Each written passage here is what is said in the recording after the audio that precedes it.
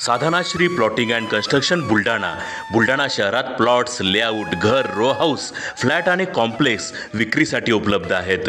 Booking सुरू आहेत. Podar layout, Sadhanashri नगर, Khondewadi, Jambharun layout, Shri Ramlalla नगर इथे बुकिंग सुरू आहेत. ऑफिस पत्ता आहे डॉक्टर लद्दड हॉस्पिटल जवळ, पार्लेवार बिल्डिंग समोर, बुलढाणा. आणि संपर्क श्री गणेश सिंग जाधव सर सातगावकर, कार्यकारी संचालक. Phone number 7385 46 66 66.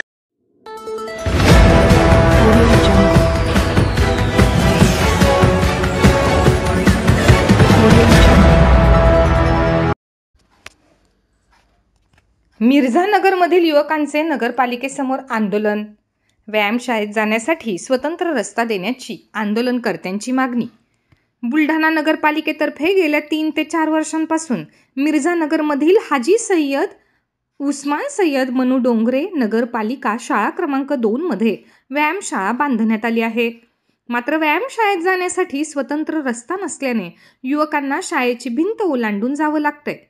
त्यामुळे व्यायामशाळेला स्वतंत्र रस्ता देण्यात यावा या प्रमुख मागणीसाठी आज मिर्झानगरमधील युवकांनी बुलढाणा नगरपालिकेसमोर आंदोलन सुरू केले आहे.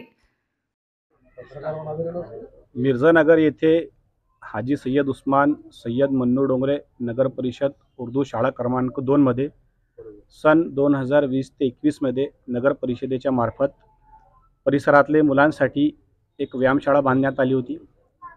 दुर्दैव असे की त्या व्यायामशाळेसाठी जाण्यासाठी स्वतंत्र रस्ताच नाही आहे. मागील 6 ते 8 महिन्यापासून आम्ही ती मागणी रेटून नगर परिषद मुख्याधिकारी साहेब यांना 27/11/2024 रोजी एक निवेदन दिले होते की साहेब, मुलांना तिकडे जाण्यासाठी खूप त्रास होतोय. शाळेची भिंती ओलांडून त्या जिममध्ये जावं लागत आहे. तर आम्हाला ताबडतोब तुम्ही एक स्वतंत्र मार्ग जिममध्ये जाण्यासाठी उपलब्ध करून द्यावा आणि ते बांधून द्यावा. त्याच आमची मागणी पूर्ण 1 महिना उलटूनही आमची मागणी पूर्ण न झाल्याने नाईलाजास्तव आम्हाला ते आंदोलन करावं लागत आहे.